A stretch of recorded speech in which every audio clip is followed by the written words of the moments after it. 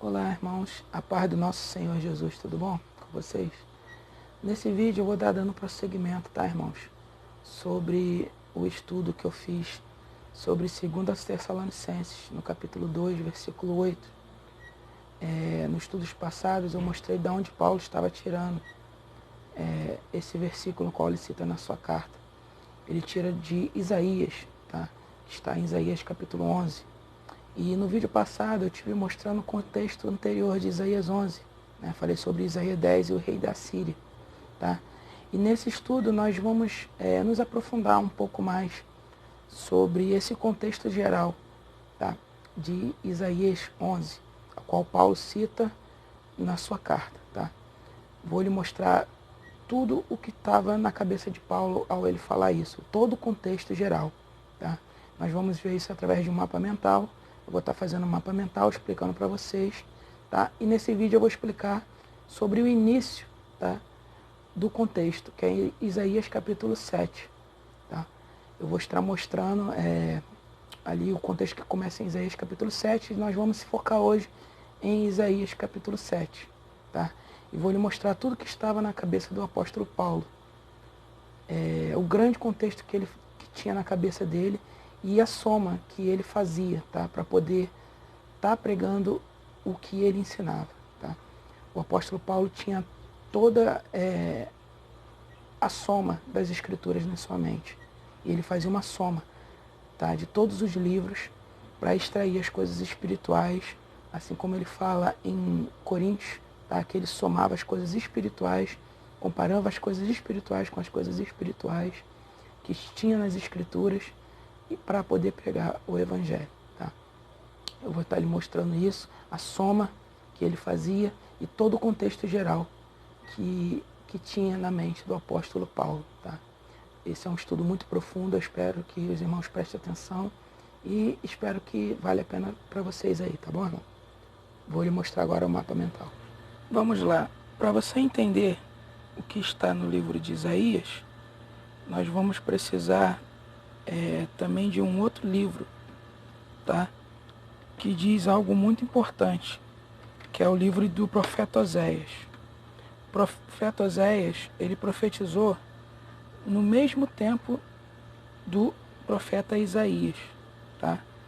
Isso a gente vai conferir em Isaías 1 e Oséias 1. Você vê que eles profetizaram no tempo dos reis Uzias, Jotão, Acais e Ezequias. Tá? Só você ler em Isaías 1 mais Oséias 1. Tá? Eles profetizaram na época desses três reis. Tá? E por que é importante você estar somando esses dois profetas? Para você entender, né, o que Deus faz com a soma desses dois profetas. Por eles terem profetizado na mesma época, Deus fez algo incrível. Tá? Eles profetizaram na mesma época e Deus utilizou tanto o profeta Isaías quanto o profeta Oséias para estar profetizando coisas futuras. E ele fez isso utilizando os três filhos de Isaías, que é Um Resto Vou Verá, Emanuel, tá? Emanuel era um dos filhos de Isaías, tá? Nós vamos estar conferindo isso, tá bom? Mateus aplicou Emanuel para o Messias. Era uma profecia que falava sobre Jesus. Mas Emanuel era um dos filhos de Isaías. Tá? E o terceiro filho de Isaías era rápido despojo, presa segura. Tá? E os três filhos de Oséias, né, que a gente vê em Oséias 1, no capítulo 4, o primeiro, que é Jezreel, que traduzido do hebraico para português é Deus semeia. O segundo filho de Oséias é Desfavorecida, que a gente vê no capítulo 1, no versículo 6. E o terceiro filho de Oséias é Não Meu Povo. Tá? Deus montou esse quadro profético para estar profetizando coisas futuras, tá ok? E esses 3 filhos, tanto de Isaías quanto de Oséias, quando você soma e entende as profecias que envolve o contexto de todos esses 3 filhos, você tem a revelação de coisas grandes, de coisas maravilhosas, tá? Que Deus anunciou. E o mais importante para você entender o que está em Isaías é você entender os 3 filhos de Oséias, tá? Que os 3 filhos de Oséias, eles vão profetizar o que está também em Isaías, tá? Mas ele vai profetizar o porquê que Deus rejeitou a casa de Israel, tá? O reino de Israel estava dividido em casa de Judá e casa de Israel. E Deus vai mostrar o motivo aqui, o porquê que ele rejeitou a casa de Israel, tá? E ele vai utilizar os 3 filhos de Oséias, tá bom? Para poder mostrar isso. Isso mostrando também coisas futuras que iriam acontecer no futuro, tá? Com a casa de Israel, tá? Que tinha por cabeça Efraim.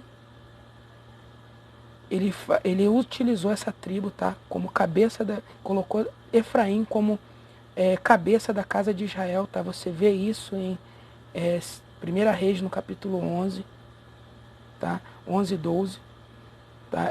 Quando Deus coloca Jeroboão, um efraimita, como rei da casa de Israel, isso não é à toa, tá? Ali ele está colocando um efraimita como cabeça da casa de Israel para profetizar coisas futuras. Isso a gente tem revelação somando outros livros da palavra. E isso fala a respeito de nós, tá? Dos gentios, das chamadas dos gentios. Porque no livro de no livro de Oséias, vai estar profetizando a queda da casa de Israel, o rejeitamento dela, mas também vai estar profetizando a volta, tá? Do reino da casa de Israel, tá? E Paulo aplica essa passagem de Oséias em Romanos 9. Era isso que Paulo tinha na mente, tá? Aplicando isso para a chamada dos gentios. Quando você lê em Romanos 11, volta em Oséias, entende todo o contexto de Oséias e volta mais atrás ainda na palavra, somando desde Gênesis as promessas feitas para os pais da fé, né? Abraão, Isaac e Jacó, nossos pais. E somando o livro da lei com mais os profetas, você tem a revelação, tá? Disso que está em Oséias. Isso é um outro estudo, tá bom? Mas isso é muito grande, tá? Então, quando você tem a revelação disso aqui, você vê que os gentios fazem parte da casa de Israel, né? Tendo assim parte na nacionalidade de Israel, assim como Paulo fala em Efésios, tá? No capítulo 2, tá? Não me engano, no capítulo 2 ou no capítulo 3. Paulo fala esclarecidamente ali, né, que em Cristo nós fazemos parte da cidadania de Israel.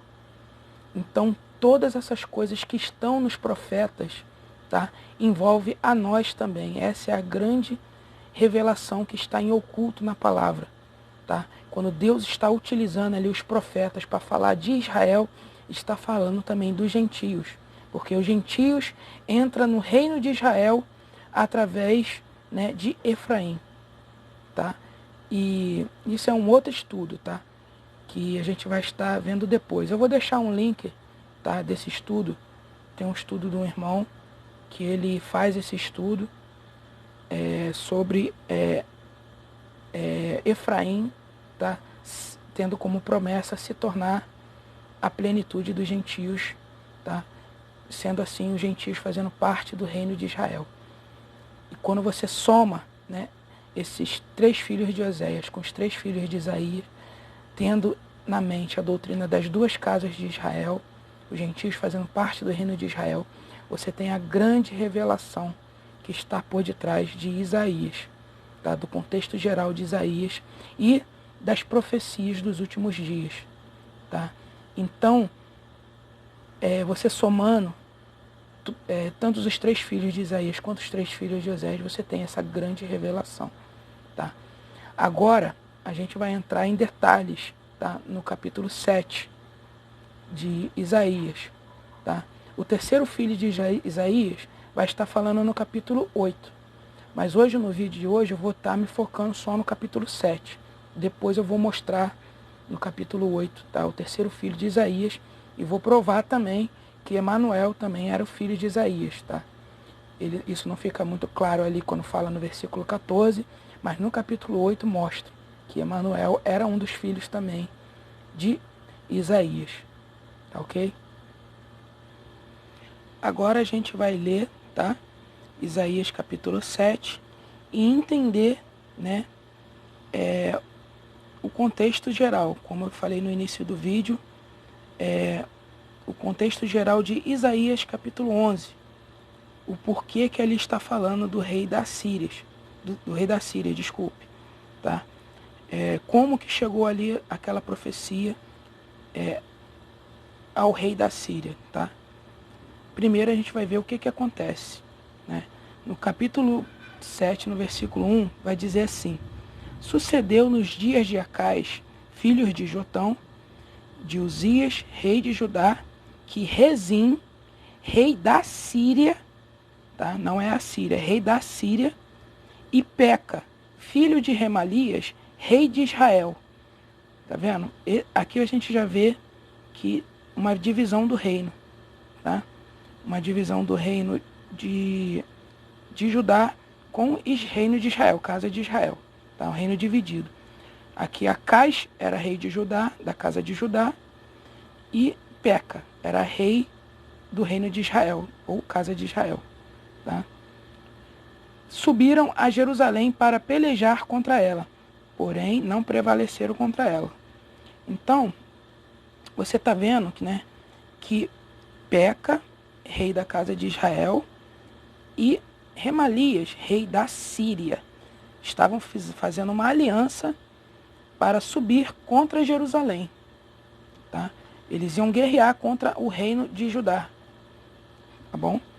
E o texto vai dizer que eles não iriam prevalecer contra ela, tá? Vamos agora no versículo 2. Deu-se aviso à casa de Davi e a Síria, deu-se aviso à casa de Davi. A Síria está com Efraim, tá vendo?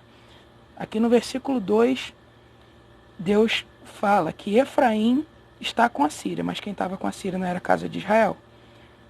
Aqui Deus está falando Efraim, porque é como eu falei no início do vídeo. Efraim é o cabeça da casa de Israel, tá? Por isso que Deus fala aqui que Efraim estava com a Síria, que estava com Remalias, né? O rei da Síria. Então ficou agitado o coração de Acais, rei de Judá, e o coração do seu povo, como agitam as árvores do bosque com o vento. Então você vê, né, que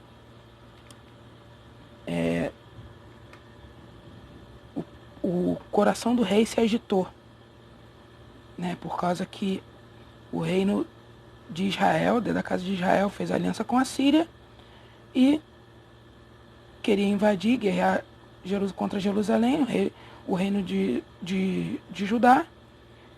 E aí o coração do rei e o do povo ficou agitado. Aí, né, Deus, aqui eu falei, né, que, desculpa, eu não tirei aqui o papel. Vou tirar logo esse papel aqui, essa parte aqui,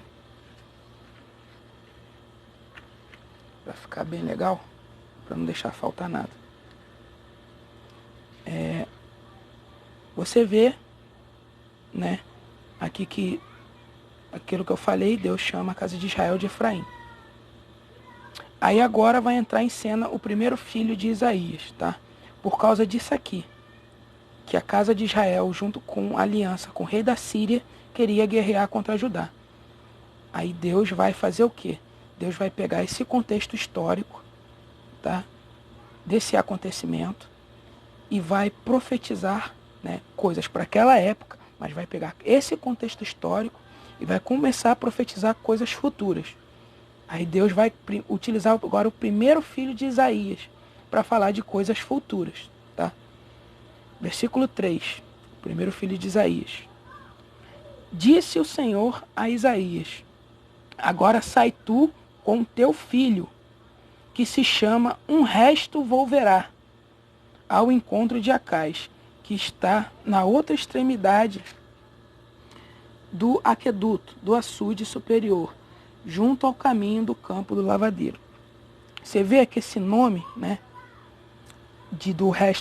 Um Resto Volverá, né, esse nome do primeiro filho de Isaías, é um nome, né, que quando você soma esse acontecimento aqui com Oséias, você vai entender o porquê que esse é o nome.